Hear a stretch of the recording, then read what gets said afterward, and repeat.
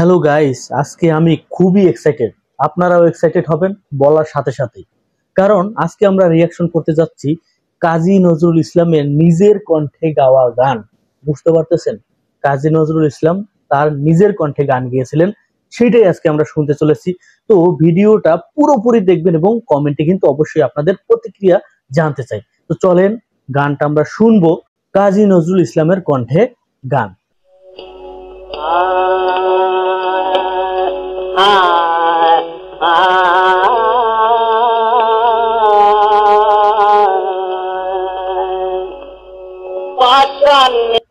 Guys guys guys guys guys আমি pause করার জন্য দুঃখিত। প্রথমেই যে টানটা বোঝাই যাচ্ছে এটা কত বছর আগের রেকর্ডিং সিস্টেম। আর ওই সময় রেকর্ডিং সিস্টেম তো অবশ্যই ভালো ছিল না, সেই ক্ষেত্রে এত সুন্দর ভয়েস। আবার একটু প্রথম থেকে শুনবো গাইস, একদম প্রথমে যাব আমরা। গানটার রেকর্ডিং কথা তো আমি আগেই বলছি, মানে রেকর্ডিং শুনেই বোঝা যাচ্ছে যে গানটা আসলে তিনি যেভাবে গিয়েছেন সেভাবে রেকর্ডটা হয়নি। তারপরও অসাধারণ ভাই, অসাধারণ, আসলে কি বলবো, অসাধারণ। হয়তোবা আমাদের এই ভাষাগুলো বুঝতে কষ্ট হচ্ছে কারণ রেকর্ডিং সিস্টেম ভালো না। তারপর আমরা সকলেই জানি যে কাজী নজরুল ইসলাম তিনি কিন্তু ফার্সি ভাষা খুব ইউজ করতেন। তার গানে বলেন, তার অনেক লেখালেখিতে তিনি প্রচুর পরিমাণে ফার্সি ভাষা ইউজ করতেন।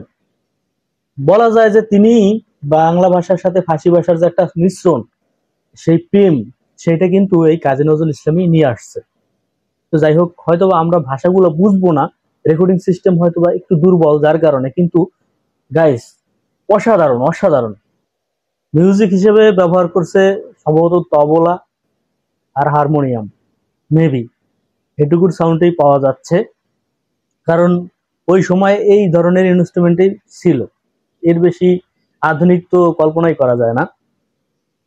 বিশেষ করে ভাষা আপনি বুঝেন আর না বুঝেন, সুর সেইটা আপনাকে অবশ্যই মনে দোলা দিবে। রেকর্ডিং সিস্টেম ভালো না গাইস, যদি রেকর্ডিং সিস্টেম বর্তমান যুগে হইতো তাহলে যে তার কণ্ঠে জাদু ছিল সেটা বলাই যায়। গাইস পিছনে কিন্তু টান দিতেছে, কিন্তু ওই যে রেকর্ডিং সিস্টেম যে ভালো না, এই কারণেই বোঝা দুষ্কর। আমি একটু টেনে দিই তাহলে বুঝতে পারবেন আমি বলবো। গাইস দুঃখিত, আর একটু টেনে শুনবো। এই জায়গা দিয়ে, লাস্টের জায়গা দিয়ে একটু অন্যরকম লাগে, মানে টাসি টাসি একটা ব্যাপার থাকে, হৃদয়ের টাসি টাসি একটা মানে ভাব চলে আসে। গাইস আসলেই দুর্লভ গান।